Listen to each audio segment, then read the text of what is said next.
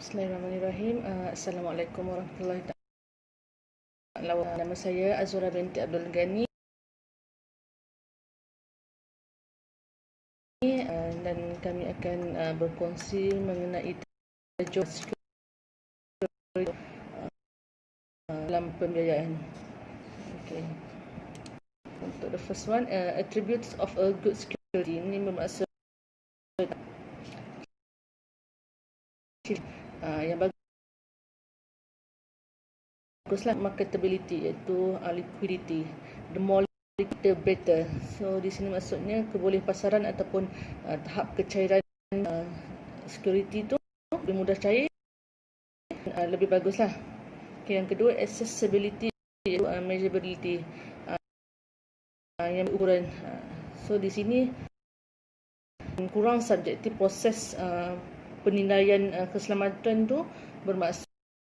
Okay, yang ketiga, stability. The more stable the value of the security by nature, the better. So maksud yang lebih stabil nilainya secara semula jadi, itu lebih baguslah. Okay, seterusnya, transferability of comprises of three elements. Mengandungi tiga elemen. Yang pertama, ownership transferability. Security that have restrictions and ownership transferability may affect either the enforcement of the security or the marketability of the security. Ni bermaksudnya hak milik pemindahan. Maksud keselamatan yang ada sekatan pemindahan hak milik boleh mempengaruhi penguatkuasaan ataupun kebolehpasaran keselamatan. Yang kedua, physical transferability. Problems of security are very bulky or specifically assembled or even fixed to the ground of the kebolehpindahan fizikal. Sebagai contoh, masalah berlaku jika keselamatan sangat besar atau dipasang secara khusus di tanah bangunan. Yang ketiga, transferability of usage. The more specialized the function of a security, the less transferable it is likely to be. Ini maksud kebolehpindahan penggunaan. Semakin khusus fungsi keselamatan, makin kurang kebolehpindahan. Maksudnya bila punya fungsi itu semakin khusus, so tahap kebolehpindahan pun semakin kuranglah. Okay, seterusnya, realizing collateral value. Yang pertama, fixed deposits and quoted are not suspended. Financial institution can receive the face of market value immediately by uplifting the fixed deposit or selling then shares on the stock exchange. Yang pertama, lajulah, segeralah, iaitu deposit tetap dan sebuah harga saham yang tak tertahan. Financial institution menerima segera apabila dipamerkan di stock exchange seperti Bursa Malaysia lah. Okay, yang kedua, slow the property. Contohnya the property hartanah. The process can take some time as legal action has to be taken against the borrower and judgment obtained before the auction. So masuk ke sini, yang kedua tu dia punya elemen dia, dia punya nilai kesedaran ialah untuk hartanah, di mana hartanah ni ataupun property mengambil masa kerana dia mengambil proses undang-undang terhadap peminjam sebelum dikategorikan sebagai hartanah yang boleh dilelong. Ini maksud bila hartanah tu dikategori sebagai hartanah untuk dilelong, dia mengambil masa lah, mengambil proses undang-undang sikitlah untuk settle dia punya security dia. Okay, the next one, enforceability. The rights on the security must be legally enforceable. Ni dia punya maksud dia, hak atas keselamatan mesti dipertahankan secara sah, secara legal lah, secara sah. Okay, yang kedua, absence of encumbrances. The value of security can be affected by any pre-ranking claims such as preferred creditors claim and prior charges. The security must be one that derives a good title. Bermaksud di sini bebas daripada bebanan, ketiadaan bebanan, ataupun nilai keselamatan boleh dipengaruhi oleh tuntutan peringkat yang sebelumnya, seperti tuntutan pengutang atau charge terdahulu. Okey, seterusnya basic steps for taking the security. Maksudnya langkah-langkah permulaan untuk mengambil dalam financing. Okay, yang pertama, the security agreement must first be obtained. Example, a contract between the security provider and lender acknowledge that the security is provided in consideration of the loan or facility extended to borrower. Okay, ni yang bermaksud perjanjian keselamatan mesti diperolehi kontrak antara security provider, iaitu pemberi pinjaman, dan pemberi pinjaman mengakui bahawa pertimbangan keselamatan kepada pinjaman ataupun diberikan kepada peminjam. Maksudnya kontrak tu kena, security agreement tu kena wujud dululah. Okay, yang kedua, the security agreement must follow the requirements of the law and regulations of the country. Example, writing contain a description of security concern and duly signed by borrower. Ini bermaksud perjanjian keselamatan mesti patuh kepada undang-undang dan peraturan negara, dan mengandungi keterangan keselamatan yang berkaitan dan ditandatangani oleh. Okay, the third step is the security interest in itself is of limited value if it is not enforceable against third parties in establishing priorities such as over other secured creditors.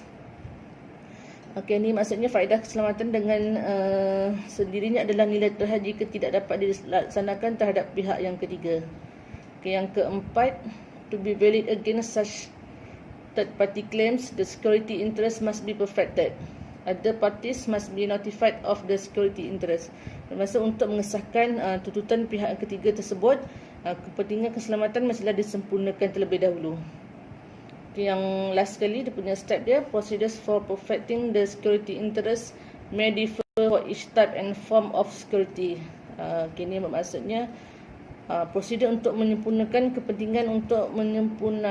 kepentingan keselamatan mungkin berbeza untuk setiap jenis dan bentuk keselamatan yang kita ambil lah. Okay, so seterusnya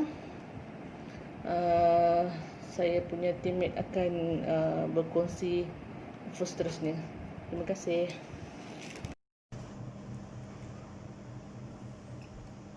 My name is Muhammad Fazli bin Muhammadiyah, metric number 2579X7. So I will continue. Type of security. First party charge, provide or owned by borrower. Example, sole proprietor is the borrower and the proposed charger is the sole proprietor himself. The charge to be taken should be a first party charge. Both the sole proprietorship and sole proprietor are the same. There is no separate legal entity. Type of security. Third party charge, provide or owned by a party other than the borrower. The borrower is a company which a separate legal entity in law. It is proposed that land personally belonging to a director of the borrower company be charged to the bank as security for the repayment of a loan. How to obtain a security?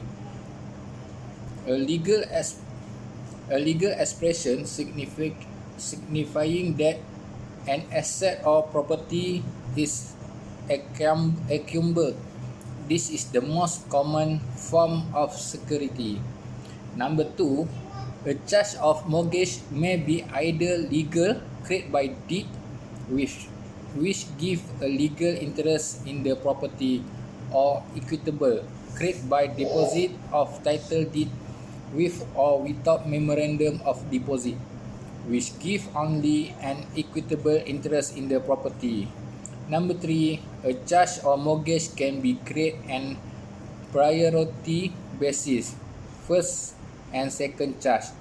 Each subsequent charge will require the consent of the prior charge. Example of asset that can be taken as security in the form of a change include properties, shares, stock, cash deposit, ships, plant and machinery. What is a fixed charge? A charge over the overall fixed asset or the charge. Number 6. What is a floating charge? A charge coupled with permission to the company to continue to deal with its asset until the charge crystallizes upon the appointment of a receiver or by the company ceasing to carry on business. Number 7. What is the difference between a principal and subsidiary charge? The difference lies in the stamping of the charge instrument. Number 8. The charge wherein the ad valorem stamp duty is paid is called the principal charge, whereas the other where only nominal stamp duty are paid are called the subsidiary charge.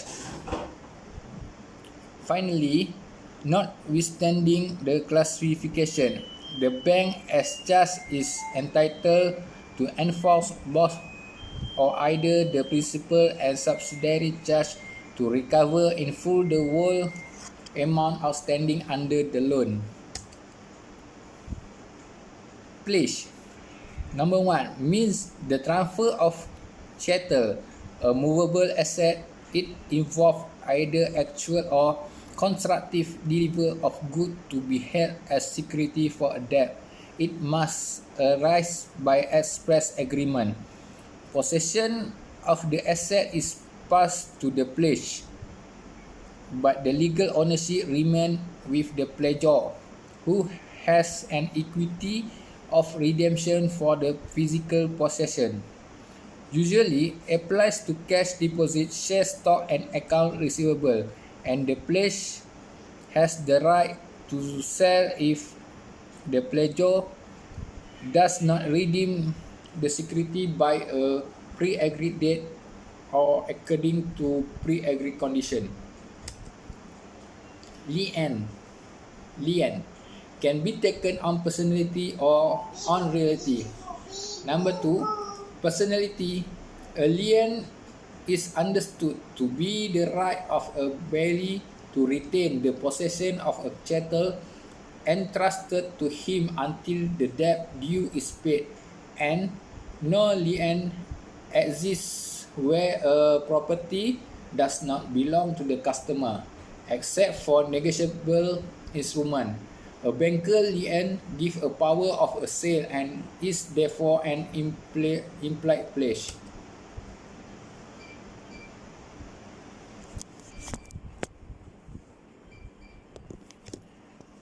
Hypothecation.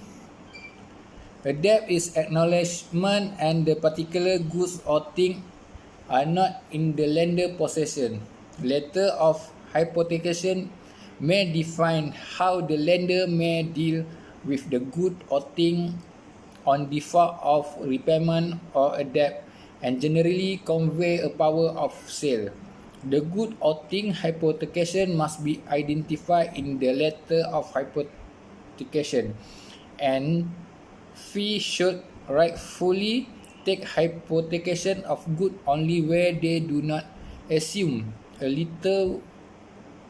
title when they finance the borrower on purchases, where the lender have ownership in financing, such as in hire purchase, and trust receive a hypothecation in unnecessary.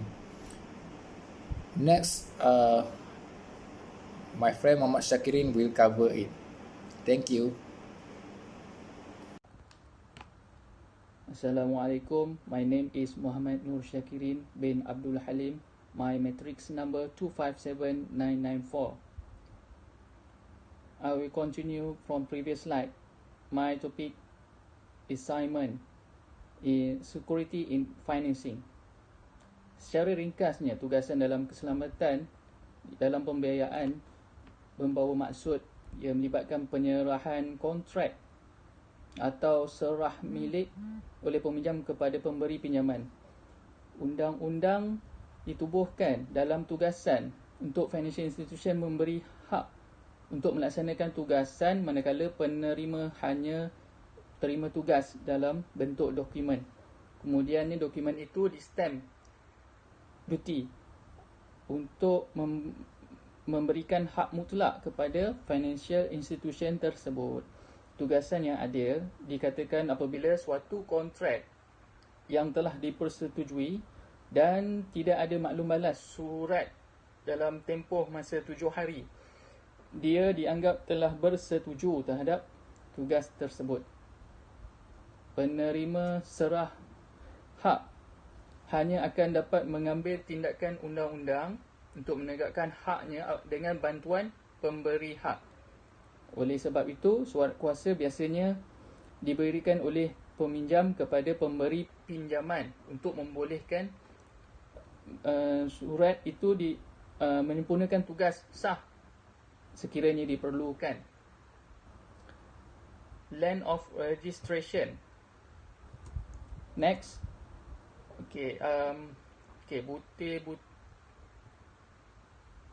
Land of registration. Pendaftaran merujuk kepada ketidakmampuan, indivisibility tu, tidak kemampuan hak milik atau kepentingan yang bermaksud dia boleh ditentang atau diketepikan. Ia juga bagus untuk semua tuntutan lain yang competing claims, tuntutan yang bersaing.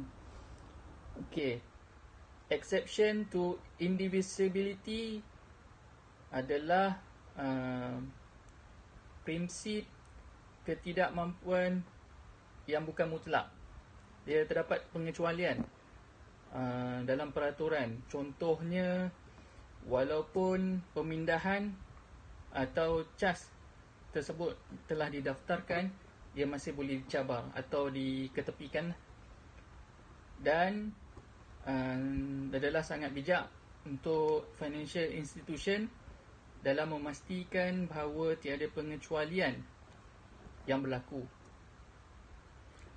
Dokumentasi di bawah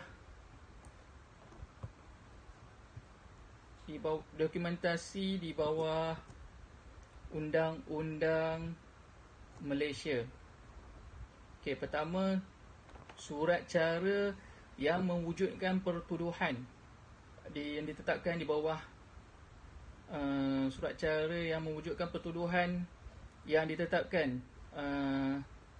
seperti form borang 16A yang ditetapkan di bawah kanun National Land Code.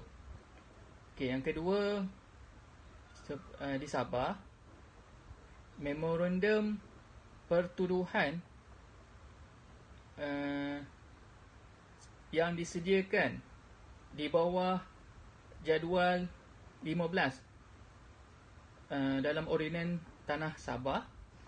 Yang ketiga, di Sarawak, sama ada borang H-1 atau H-2 mesti digunakan. Next, particulars of land, the charger and the chargee. Maksudnya maklumat lengkap hak milik tanah peminjam dan cas yang dinyatakan mestilah tepat dan betul. Sebabnya kesalahan yang terdapat tidak boleh diperbaiki atau diperbetulkan dengan menggunakan pemadam ataupun liquid paper. Perenggan 11A dari jadual ke-10 dalam National Land Code menetapkan cara yang mana dalam borang 16A dapat diperbaiki. Next slide, execution and attestation, pelaksanaan dan pengesahan. Okay. Mula-mula individu peminjam, individual charger. Okay. Pertama, pelaksanaan apa-apa instrumen urus niaga untuk menandatangani mestilah menggunakan dakwat yang kekal, sama ada warna hitam atau biru, ataupun melekatkan cap jarinya. Itu sangat mustahak. Yang kedua, tanda tangan charger peminjam mesti dibuktikan, iaitu dengan menyaksikan yang menyaksikan tanda tangan tu adalah pemberi pinjaman, chargee. Sekiranya hanya pegawai atau orang yang tertentu seperti yang dinyatakan di bawah jadual kelima yang diberi kuasa untuk membuktikan apa-apa instrumen urusan di bawah kanun National Land Code atau di bawah Ordinan Tanah Sabah ataupun kanun Tanah Sarawak. Seterusnya, okay, next, execution and attestation lagi di bawah tajuk yang sama kepada corporate charger, maknanya peminjam corporate. Pelaksanaan pertuduhan oleh peminjam korporat mesti dilakukan oleh seseorang yang bertindak bagi pihaknya di bawah surat kuasa yang sah. Okey, keduanya amalan ini memerlukan pengesahan peminjam korporat jika pelaksanaan pertuduhan dilakukan di bawah dipanggil common seal yang dah dimeterai umum. Penetapan bersama mesti di hadapan sesiapa atau dua orang yang diberi kuasa sesuai dengan cara pelaksanaan yang dibenarkan sebagaimana yang diperuntukkan di bawah peraturan syarikat. Sekiranya dilaksanakan oleh orang di bawah surat kuasa, pengesahan tanda tangan mesti dilakukan. Surat kuasa tersebut diserahkan kepada pejabat tanah yang berkaitan sebelum cas pendaftaran dikenakan. Bank perlu memastikan bahawa surat kuasa yang sah hanya diberikan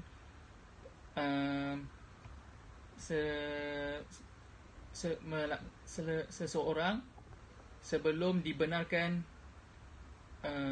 cas oleh pihak syarikat. Ini di bawah Akta Surat Kuasa 1949 didaftarkan di dalam Mahkamah Tinggi. Terima kasih. Saya pas pada rakan saya.